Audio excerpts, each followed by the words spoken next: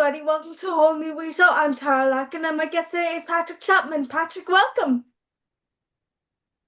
Hello, welcome. Thank you for asking me to be on this show. It's great to be here. So tell us about yourself. Um, well, I'm a poet mainly, but I've also written fiction, non-fiction, and scripts. And I've been doing this thing for about 35, 37 years, something like that. My first book came out in 1991, and I was very lucky at the time. I met a really cool publisher who said yes. And then I've been going ever since, really. And what was that first book called? It was called Jazztown, and it was the sort of, when you're starting out, a lot of the time you'll have work that's been building up over a few years, and eventually, when it comes out, it's everything you've ever wanted to write up until then, sort of thing. And so it was a real shock, thrill, and honor to have a book out, but it also felt like a privilege as well, because it was so hard to get books published back then in Ireland. And the people who published it were Dermot Bolger was the person. He was in Raven Arts Press, and they were a press founded in when he was 18, so he was an early starter as well. I see. And I hear you write for radio dramas. Can you tell us about that? Yeah, I've written, well, 20 years ago, I wrote a Doctor Who audio play for Big Yes. Finish, and they produce licensed Doctor Who. And this one had the Daleks in it, so I got to work with the Daleks, which is not something you can say every day, really. Um, and then after that, that was a fun experience. After that, I did Dan Dare audio play for B7 Productions in London, and that came out on Radio 4 Extra a few years ago. And that was fun as well because one of the characters is called he's called Digby, and he was played by Jeff McGivern, who played a character I liked when I was younger, Ford Prefect from The Hitchhiker's Guide to the Galaxy. And it had a great cast and great production and everything. And it's one of the highlights, I think, of my audio career. Ah, very good. So you recently launched a publishing house. Tell us about that. Congratulations, first of all. Yeah.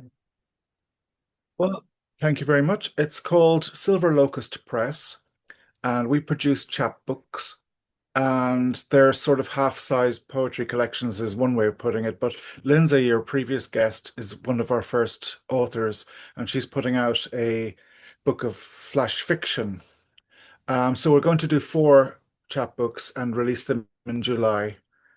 And each one has there's bespoke artwork for all four. So it feels like a nice thing to do to put out four of them at once and just get a good selection of voices all out there. Tell us about what are chapbooks? What are they? Yeah, they started off as books that were sold by people called chapmen in the Middle Oh, Ages, I think, which is happens to be close to my name, but that's coincidental. Um, there are media in which you can put out a sequence of poetry or a short story or a flash collection, and they tend to be about a third or a half the size of a full poetry collection. So they're useful for putting out, say, if you've got a bunch of poems that work together and are shorter than a full collection, a chapbook is a good way to get that. I see. If you could give one piece of advice to a person, what advice would that be? You mean a writer? I No, would just give the like piece of in advice general. that many years ago. In general Oh, in advice. general. Oh, Yeah, okay. or it could be like writer's advice, whatever you want. Well, in general, I'd say um, everything ends, even the bad times, and that means something else begins. And if you're having a hard time, it'll pass. If you're having a good time, however, that'll pass as well. So don't worry, don't get too focused if possible. And I know that's a really hard piece of advice to give to people who aren't able to get out of it, but the good times come back again if you're, quite often they do anyway.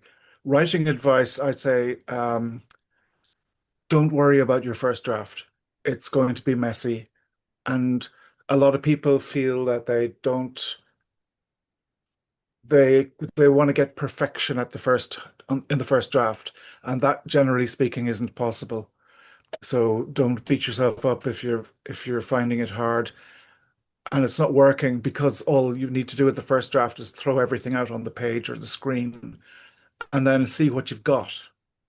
A bit like gathering the ingredients for a meal. And also, another piece of advice was given to me years ago by, in passing, by Colm to a bean. I only met him the once, and he said, always finish everything. So if you leave a piece of work unfinished, it'll haunt you. But if you finish your draft, at least you've got that, and you can go back to it. Ooh. That about wraps it up. Anything you want to add?